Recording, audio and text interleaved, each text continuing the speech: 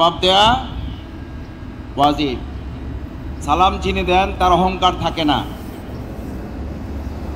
আমরা আমাদের সমাজে এখন সালাম দিতে অভ্যস্ত নাকি সালাম পাইতে অভ্যস্ত? সামনে তো আবার একটা সময় আসছে, সালাম যে কি দেয় তাও বোঝা যায় না, আর জবাব যে আমরা কি দেই তাও বোঝা যায় না। সালাম আলাইকুম ভাই, আমসাম কি সাম আমসাম, জি জি। সালাম দেওয়া সুন্দর করে, সালামের জবাব দেওয়া সুন্দর করে, এটা কার নির্দেশ? কার নির্দেশ? এতদিন পর উন্মুক্ত একটা ময়দান পেলাম আমরা। এই ময়দানে আল্লাহর নাম উচ্চারণ করতে আমরা কার্পণ্য করলে সে ধনী হবে না কৃপণ হবে? সে ওসমান গনি হবে নাকি কারুন হবে? আমরা আজকে ওসমান গনি হতে এসেছি নাকি কারুন হতে এসেছি? সালামের দেওয়া জবাব সুন্দর করে দেওয়া যে আল্লাহর নির্দেশ, আমরা একবার সেই আল্লাহর দরবারে সিজদা অবনত চিত্তে শুকরিয়া আদায় করি। সকলে হৃদয়ের অন্তঃস্থল থেকে সিজদা অবনত চিত্তে শুকরিয়া আদায় করি সকল শক্তি দিয়ে। বিগত 17 বছরের আমরা যে হৃদয় খুলে শুকরিয়া আদায় করার সুযোগ পাইনি উন্মুক্ত মাঠে, তার আজ প্রতিশোধ দিতে চাই। আলহামদুলিল্লাহ,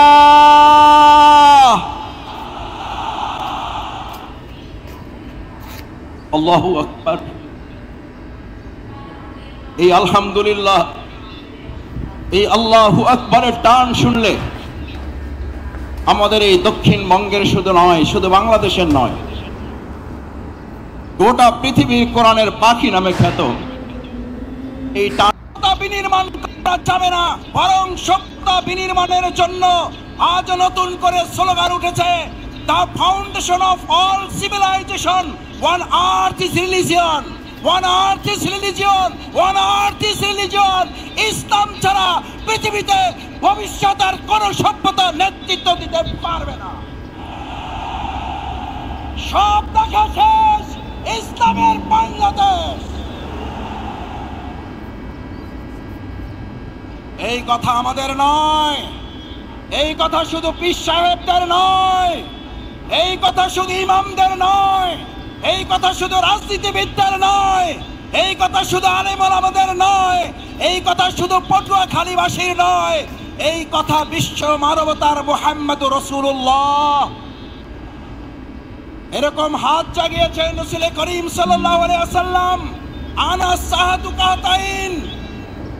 এই যে আমার দুটো আঙ্গুল দেখতে পাচ্ছ, আল্লাহ রাসূল করিম সাল্লাল্লাহু আলাইহি ওয়াসাল্লাম বললেন, দুটো আঙ্গুল দেখো ভালো করে, আনা সাহাদু কাতাইন, এটা আমি, এটা কিয়ামত, আমি এবং কিয়ামত, আমি এসেছি, কিয়ামত শুরু হয়েছে। এই জামানায়, এই সভ্যতার সামনে ইসলাম ছাড়া আর এমন কোন আদর্শ নাই যেই আদর্শ দিয়ে মানুষের মুক্তি পাওয়া সম্ভব।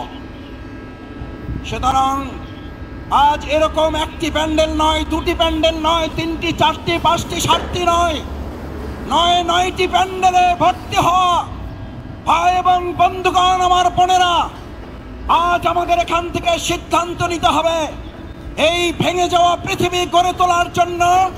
আল্লাহ সুবহানাহু ওয়া তাআলা প্রিয় নবী মুহাম্মদুর রাসূলুল্লাহ সাল্লাল্লাহু আলাইহি ওয়াসাল্লামকে দিয়ে যে ঘোষণা দিয়েছেন, এক ইসলামী সভ্যতা ছাড়া ভবিষ্যৎ আর কোন সভ্যতা মানুষকে মুক্তি দিতে পারবে না। যদি তাই না পারে, তাহলে আমাদের জন্য আল্লাহ তাআলার পরের ঘোষণা হচ্ছে,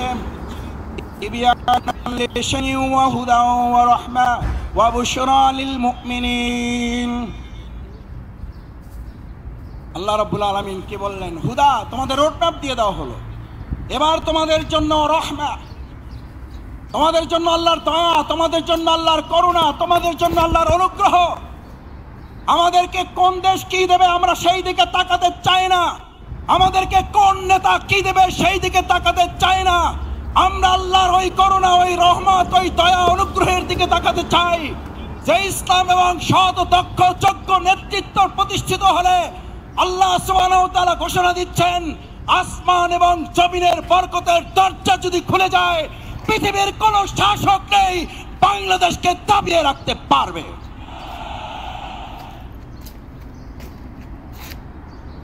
আমরা সেই রহমতের দরজা খুলতে চাই। সেই রহমতের দরজা শফিকুল ইসলাম মাসুদের হাতে নেই, সেই রহমতের দরজা ডাক্তার শফিকুর রহমানের হাতে নেই, সেই রহমতের দরজা বাংলাদেশের কোন রাজনৈতিক নেতার হাতে নেই। একবার হৃদয় উজাড় করে আর একবার জমিন কাঁপিয়ে সেই আল্লাহর নাম উচ্চারণ করো মুসলিমরা। কে? তিনি কে? তিনি কে?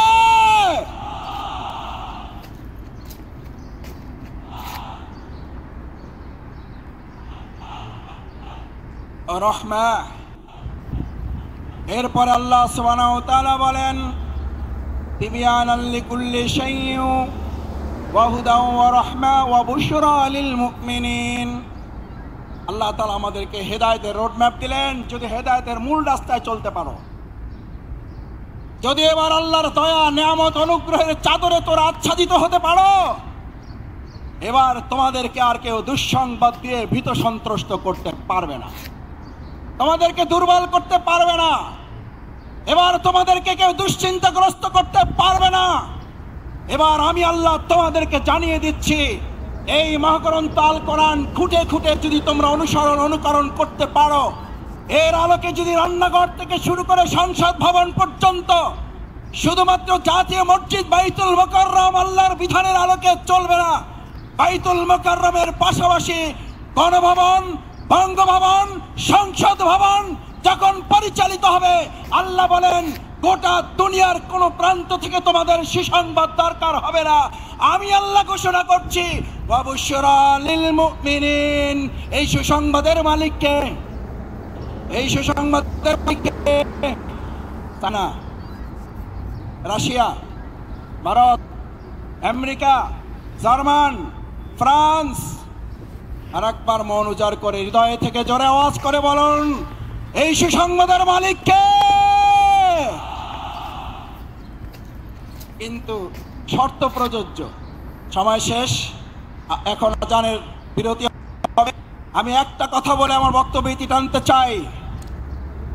এই যে এত ভালো ভালো খবর দিলাম, মোবাইল কোম্পানিগুলো বড় বড় লেখা থাকে বিজ্ঞাপন, এই অফার সেই অফার, শেষে ছোট করে লেখা থাকে শর্ত শর্ত প্রযোজ্য। আল্লাহ তাআলা শর্ত প্রযোজ্য করে দিলেন, লিল মুমিনিন, এর জন্য তোমাদের মুমিন হতে হবে।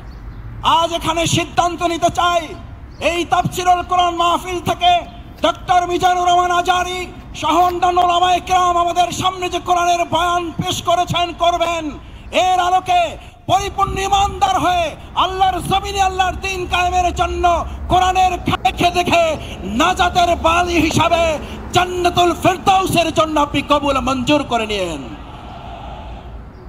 সুবহানাকাল্লাহুম্মা বিহামদিকা